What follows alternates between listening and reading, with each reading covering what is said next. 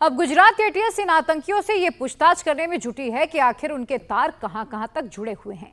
Pakistani army उनका कैसे इस्तेमाल कर रही थी, इस मॉड्यूल की पूरी फाइल भी अब खंगाली जा रही है। जब पूरा देश ऑपरेशन सिंदूर के दौरान सेना के समर्थन में खड़ा था, तो ये आतंकी पाकिस्तान फौज का समर्थन कर रहे थे। वहीं से ये गुजरात एटीएस की रडार पर आए। 1 महीने के अंदर गुजरात एटीएस ने कैसे उनकी पूरी साजिश को डिकोड कर दिया, इस रिपोर्ट में समझिए। इस मॉड्यूल का सरगना दिल्ली का रहने वाला मोहम्मद फैक है। दिल्ली के फराश खाना का निवासी फैक 7वीं 8वीं तक की पढ़ा है। वो दिल्ली में एक फास्ट फूड चेन में बतौर मैनेजर काम कर रहा था, लेकिन फास्ट फूड चेन की आड़ में आतंक की साजिश रच रहा था। फैक के घर वाले उसे बेकसूर बता रहे हैं। गुजरात एटीएस ने अलकायदा से लिंक होने के मामले में पकड़ा है। उनके पिता यहाँ पे हैं, रिजवान साहब, ये बताइए कि क्या आपके बेटे को कब उठाया? ऐसा कुछ नहीं है। हाँ। ऐसा कुछ नहीं है। मेरी अफसरों से बात हुई थी, वगैरह कुछ भी नहीं है। हाँ। क्या समझे, हल्का सा शक शुबा था, हम उसमें ले गए और वो कह रहे हैं कल आके आप ले जाओ उनको, कल परसों।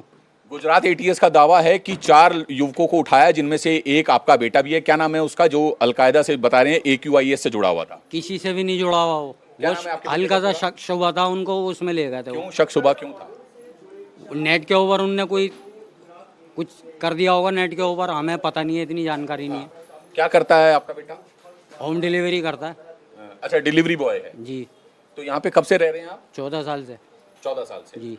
तो कितना पढ़ा लिखा है आपका बेटा? ज़्यादा पढ़ा हुआ नहीं है, 7-8 क्लास से पढ़ा हुआ है।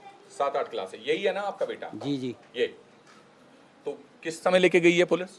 कल 3 बजे। इंटरनेट वाला क्या मामला बता रहे हैं आप? इंटरनेट नहीं, नेट, ये जो आजकल नेट पे चल रहा है, उसमें क्या कुछ आता है, आदमी उसमें घुस जाता है। हाँ। उसमें कुछ उनने टचिंग कर दी थी, हल्की सी छेड़छाड़। किस चीज में? अरे मुझे इतनी जानकारी नहीं है, तो मैं मजा के पता चलेगा। AQIS मॉड्यूल में शामिल दूसरा आतंकी जिशान नोएडा का रहने वाला है। उसे नोएडा के छिजारसी से पकड़ा गया। जिशान छिजारसी में एक दुकान पर कभी कभी मोबाइल रिपेयरिंग का काम करने आता था, जहां वो अक्सर मोबाइल गेम में ही बिजी रहता था। गुजरात एटीएस ने उसे इसकी दुकान से गिरफ्तार किया। जिशान नोएडा सेक्टर 63 का ये जो छिगारसी इलाका है, इस दुकान से गिरफ्तार किया गया है। ये सोनिक कम्युनिकेशन एक मोबाइल फोन की दुकान है। असल में गुजरात एटीएस को ये जानकारी मिली कि दिल्ली में रहने वाला एक फैजान और इसके अलावा जो जिशान नाम का शख्स है, वो नोएडा सेक्टर 63 की ये जो छिजारसी मार्केट है, यहाँ पर इस मोबाइल की दुकान में काम करता है।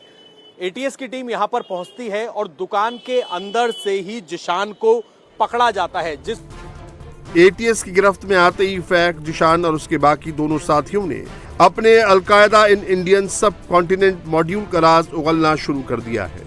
शुरुआती जांच में सामने आया है कि ये AQIS मॉड्यूल ऑपरेशन सिंदूर के दौरान पाकिस्तान आर्मी और ISI के इशारे पर एक्टिव था। ऑपरेशन सिंदूर के दौरान एक वीडियो पोस्ट कर पाकिस्तान आर्मी के पक्ष में माहौल बनाने की कोशिश की थी। यही नहीं, ऑपरेशन सिंदूर के पहले ही ये मॉड्यूल पाकिस्तान आर्मी और ISI अधिकारियों के संपर्क में था। सुरक्षा एजेंसियों को शक है कि ये मॉड्यूल लश्कर और जैश के प्रॉक्सी हैंडल हो सकता है। ये मॉड्यूल केवल पाकिस्तान आर्मी और ISI का ही सहारा नहीं लेता था। अलकायदा के आतंकी ओसामा बिन लादेन का वीडियो डालकर युवाओं का ब्रेन वॉश करने में जुटे थे। साथ ही वो अलकायदा इन द इंडियन सब कॉन्टिनेंट यानी कि AQIS के चीफ रह चुके आसिम उमर के ऑडियो का भी इस्तेमाल कर युवाओं को भड़का रहे थे।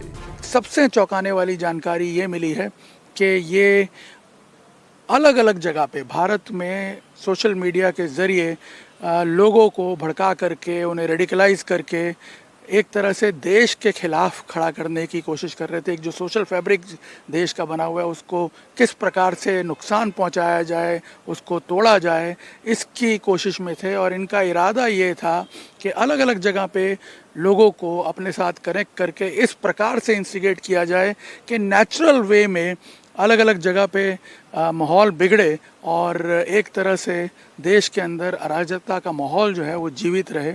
एक और चौंकाने वाली जानकारी ये भी मिली है कि जब ऑपरेशन सिंदूर चल रहा था उस दौरान इन्होंने एक पोस्ट डाली थी सोशल मीडिया पर और जिसमें भारतीय मुसलमानों से पाकिस्तान को सपोर्ट करने की अपील की गई थी इनके द्वारा।